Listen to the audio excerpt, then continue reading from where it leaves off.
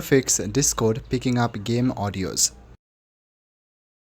If you're having this problem, it might be very annoying to play games on Discord. To fix this, you just need to follow this simple step. At the bottom, you will see your taskbar.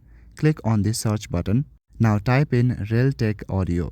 Open Realtek Audio console on your device.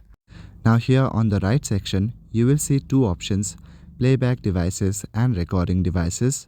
Firstly, you will need to understand where the problem was, either on playback or the recording.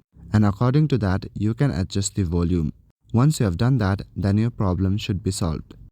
Also, go to the main volume and make sure that these two options are turned on. Now go back to your Discord and open User Settings. Inside User Settings, scroll down and click on Voice and Video. Under Voice, scroll down. And now you can adjust the input sensitivity. Just try it with different sensitivity to see if that helps. Also, under Noise Suppression, make sure to select Standard. By doing this much, your problem should be fixed. So, that's all for today. Thank you.